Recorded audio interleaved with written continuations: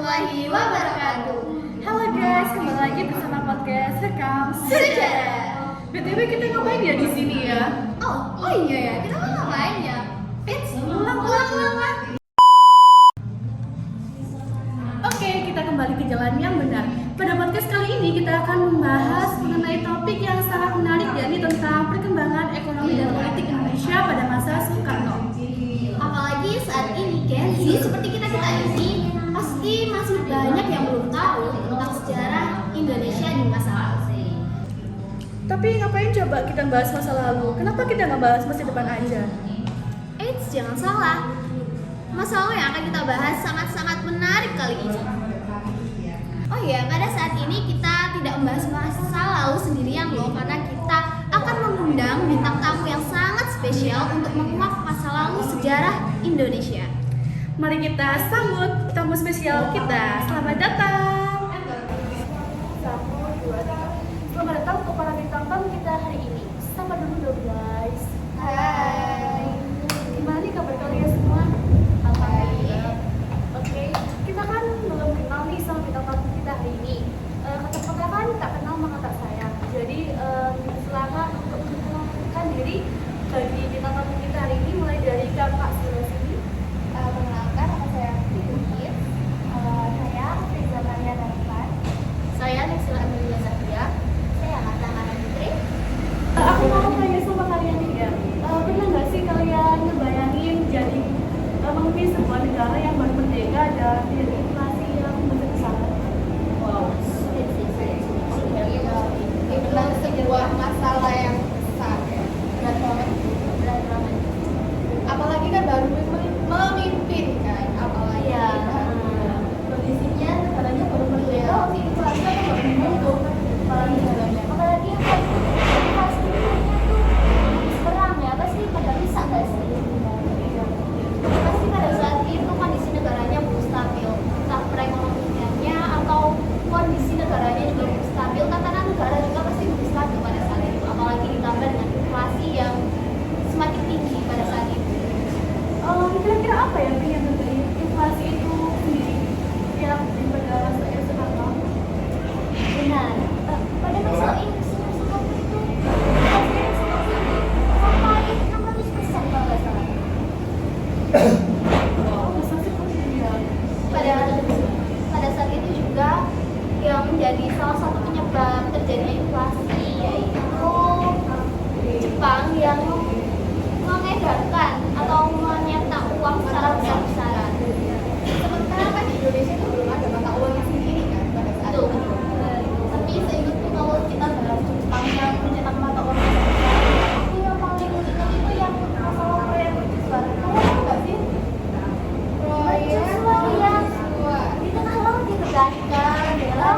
Iya, mercusuar yang mana tuh? Itu loh yang mercusuar yang ada sama Jepang. Yang katanya itu mereka menghutangkan sejumlah uang ke Indonesia buat adain proyek besar-besaran gitu loh. Oh iya, itu yang sekarang yang punya apa?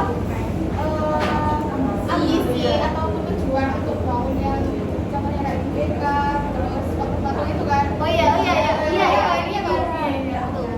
Aku itu sempat heran kalau belajar tentang ini ya. Karena kan Indonesia lagi krisis ekonomi. Kenapa harus bangun secara besar-besaran aja ya kan? Apa untungnya? Iya, apa untungnya bagi Indonesia? Ya kan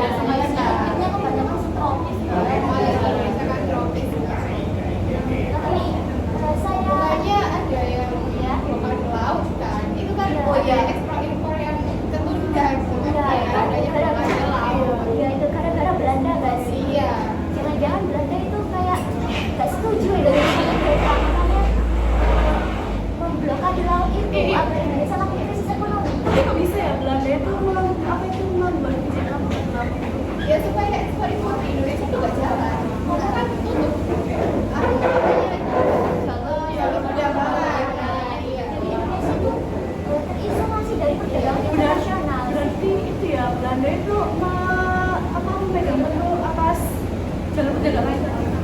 Iya, sepertinya pada saat ini. Tapi setahuku ya guys, itu ada satu orang yang menekan ekspor impor. Kalian tahu Sumitra nggak sih? Aduh, nggak tahu. Dia itu siapa tuh? Dia itu salah satu orang yang berperan buat menekan ekspor impor. Jadi biar warga pribumi itu kan kalau bahasanya zaman sekarang itu mensukseskan UMKM gitu. Ini berhasil nggak itu? Kayaknya itu belum maksimal deh. Tapi ya aku tuh ada satu orang yang orang ini tuh kan salah satu orang yang berani menekan kegiatan ekspor impor supaya kalau misalnya bakal sekarang itu bahasanya mensukseskan usaha UMKM. Nah, tahu nggak sih orangnya siapa? Siapa sih? Kira-kira itu namanya tuh Sumitra. Jadi dia tuh salah satu orang yang kayak menekan Yang suka makan daging orang ya. Iya. Nah, beda lagi. Tapi aku sempat mikir nih guys ya. Kalau misal emang dia berhasil menekan ekspor impor, tapi kan cuma kalau misalnya negaranya sendiri itu ada korupsi besar-besaran, cuma nggak sih? Iya. Lagi korupsi itu kan sangat apa ya? Merugikan rakyat dan negara. Cuma juga kita berani untuk ada. Iya. Tapi zaman dulu itu korupsi itu emang udah ada sejak zaman dulu loh guys. Apalagi pas adanya kabinet itu ada satu kabinet yang parah banget korupsi. Kabinet apa tuh kira-kira? Kabinet anti. Wah, tahu. Aduh, boleh cerita nggak sih? Boleh. Tuh. Boleh gak sih? Siapa Siapa sih yang tahu ngomong gitu? Jadi dia itu kayak mau menjabat itu ada 2 kali gitu loh guys. Nah yang pertama itu disebut dengan kabinet ahli sastra Indonesia. Iya, ada yang kedua kabinet ahli sastra Indonesia. Yang kali iya Aku pengen ya, kalau dia bermasalah kenapa dia bisa menjawab kedua kali? Nah, itu dia kan masalahnya. ya soalnya gini loh. Tapi kenapa ya kabinet sebelumnya itu kayak memberikan mandat ke presiden dan ternyata dia ditunjuk lagi gitu loh. Ditunjuk lagi sebagai pemimpin kabinet. Sementara kan pas waktu itu kan pemegang pemerintahan kan gak cuma presiden aja kan? Iya. Ya juga ya kabinet dan juga menteri. Apa semua itu? Makanya sebelum ini kan dari awal makanya kan sebelum itu dia harusnya sedikit dulu gitu loh. Apa apa semua itu Indonesia mereka harus sedikit dulu. Itu karena awal iya siap mau berbicara tapi tidak punya kekuasaan.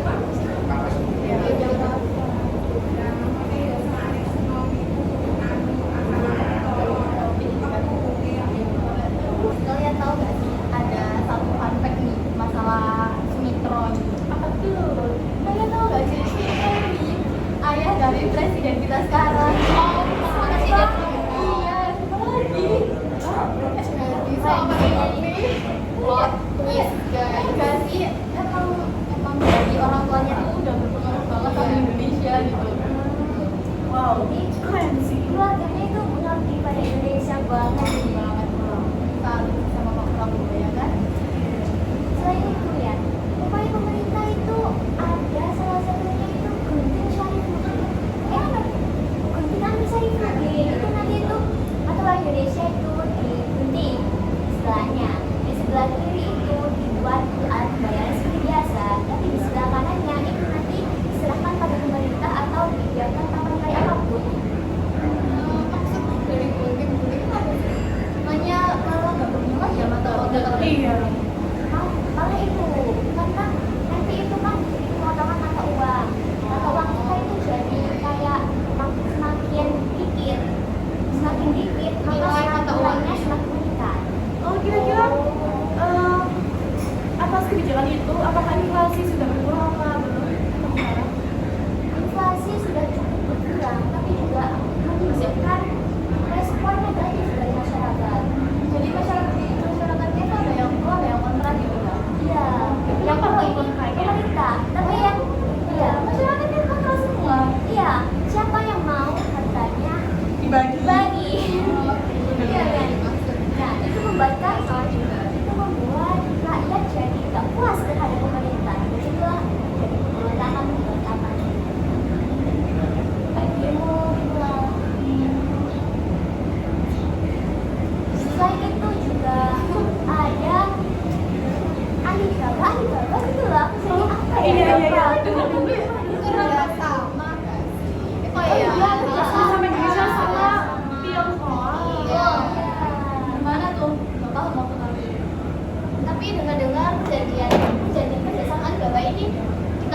gagal ya, kurang berhasil. Nah, kalian tahu nggak kira-kira ada apa sih di balik kegagalan ini? Kenapa, ada faktor lain kah atau ada faktor internal atau eksternal? Saya tahu itu kayak pribadinya sendiri yang kayak nggak menjalankan apa yang ada di kesepakatan kerjasama itu gitu loh. Jadi kayak nggak dimanfaatkan secara benar. Jadi akhirnya Bapak jawaban dalam saya udah kerjasama gitu. Kok kayak pribadinya emang agak gimana? emang agak-agak Hanya pribadinya waktu itu. Iya, sekarang iya. tahu, Iya, tahu. iya. Terus gak sih aku juga pernah dengar ada salah satu perusahaan yang dialihfungsikan dari Belanda ke Indonesia. Oh, aku ingat itu. Iya. Yang salah satunya itu jadi Bank Indonesia kan ya. Satunya itu yang sekarang jadi Garuda Indonesia. Itu kan dulu milik Belanda, tapi kan dialihfungsikan sekarang jadi Indonesia. Yang pesawat-pesawat itu. Iya. Oh, beneran. Terus kalau masalah ekonomi ini menjadi salah satu apa ya? Salah satu peristiwa yang mewakili adanya di Indonesia kan. Ya karena tiba-tiba Indonesia mulai tidak gitu. Jadi Indonesia nggak bisa campur tangan lagi. Belanda yang tidak bisa campur Iya, tangan. itu. Ya makanya Belanda nolak dan ya keputusan sepihak itu langsung terjadi kan. Langsung Lepas itu ya. selain berakhirnya adanya Indonesia Belanda itu juga awal mula Indonesia keluar dari PBB loh. Kenapa tuh? Kok bisa gitu sampai keluar dari PBB? Iya. Sebenarnya PBB yang menengahi konflik antara Indonesia dan Belanda. Emang ya, karena katanya sih karena Malaysia itu kan ya masuk PBB kan. Terus Malaysia itu mengusulkan kalau Singapura dan negara di sekitarnya itu jadi satu sama lain juga. Ya Indonesia menolak loh. Iya sih. Iya. Iya sih kak, itu juga karena kan ngapain tiba-tiba mau nyatuin wilayah di sekitarnya gitu kan ya egois. Apalagi ada campur tangan dari Inggris yang pernah menjajah Indonesia, masih sekutu kan? Iya. Musuh Indonesia itu. Secara tidak langsung Malaysia ini juga diberitakan oleh Inggris. Bukan Amerika. langsung, Amerika.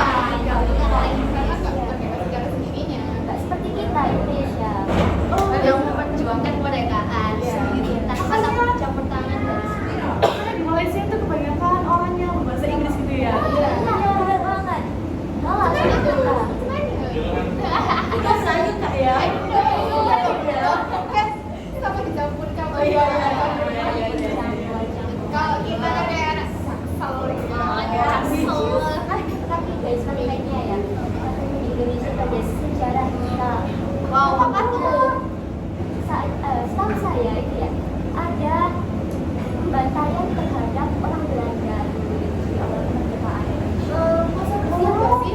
Masa bersih ya? Kok aku nggak tahu sih? Tragis banget sih kalau diceritain. Makanya sekarang itu jarang banget wajah-wajah Belanda di Indonesia. Nggak ada. Iya. Itu yang buang malah. Oh iya, cuma tinggal kayak cindo-cindo kan ya. Malah nggak ada keturunan Belanda gitu, Islam gitu. Ada, cuman nggak Iya, banyak. nggak banyak ya. Tapi aku juga suka pikir gitu sih. Selama itu kan Belanda di Indonesia kok jarang ketemu orang Indo yang mirip kayak Belanda dan Belanda di Indonesia. Kalau nggak ada artis ataupun orang-orang yang petinggi Naturalisasi. Kalau itu kan emang berasal dari orang banyak. Kalau di sekitar kan jarang kan kita lihat kayak orang yang keturunan ataupun orang Belanda gitu kan. Setahuku lebih ke tinggal ke Belandanya aja. Maksudnya orang keturunan antara Indonesia sama Belanda lebih memilih tinggal ke Belanda bukan di Indonesia. Mungkin gara-gara adanya pembantaian itu menjadi faktor untuk memilih tinggal ke Belanda dibanding Indonesia. Terus isu sampai dia Ya, setelah ini sudah dibantai. Iya. Tahu. Setelah itu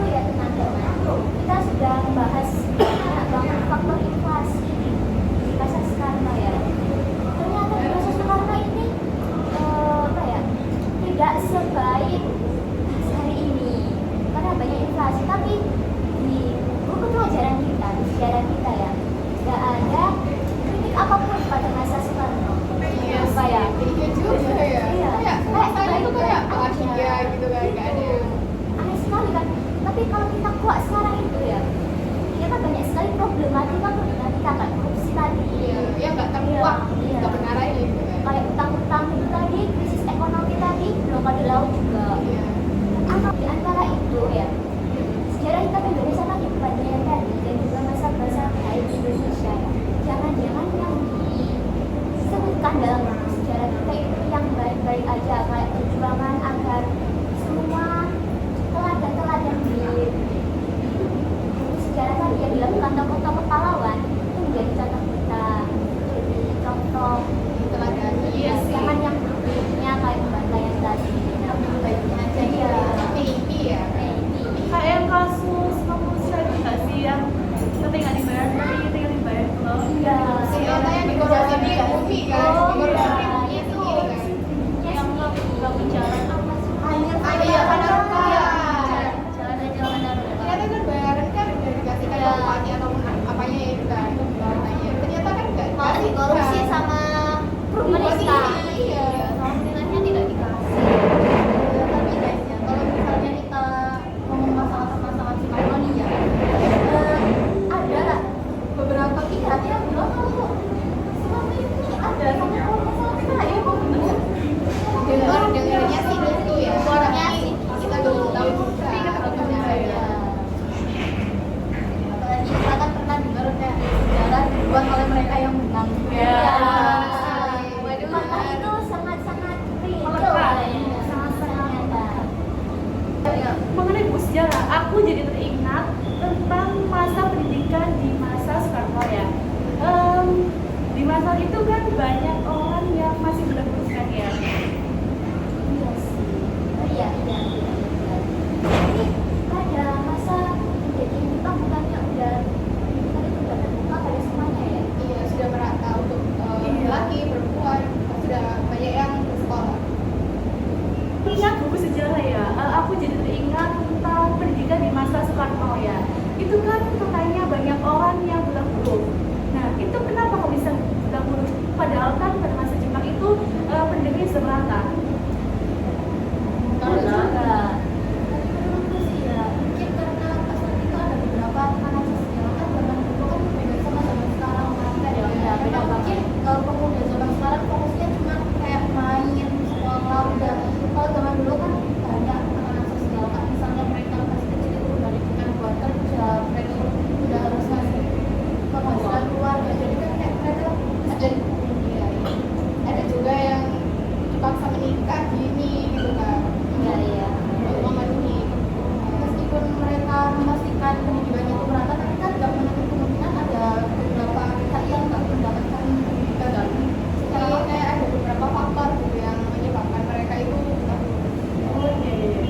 tapi setahu saya itu pada masa itu pemerintah udah melakukan upaya untuk pemberantasan orang buta huruf namanya itu kurikulum pemberantasan buta huruf kalau nggak salah tapi itu berjalan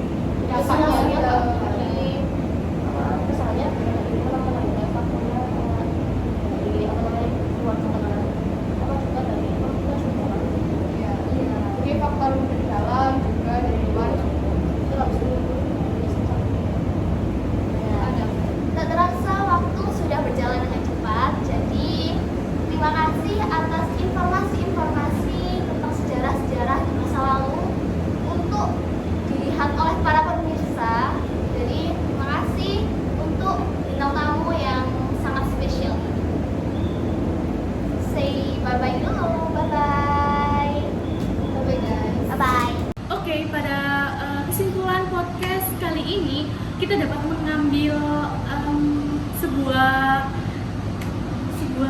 Sebuah informasi. ya, bahwa dalam mempelajari sejarah itu tidak bisa jika mengandalkan satu sumber saja. Jadi kita harus mengandalkan beberapa sumber untuk dipelajari dan dipertimbangkan kebenarannya. Jadi kita tidak hanya berpatok pada satu sumber, kita Iya. harus mencari informasi dari sumber-sumber lain dan menelaah apakah sumber tersebut benar atau tidak. Iya, betul sekali. Oke, sekian dari kami. Wassalamualaikum warahmatullahi wabarakatuh. Terima kasih. Salam rekam sejarah.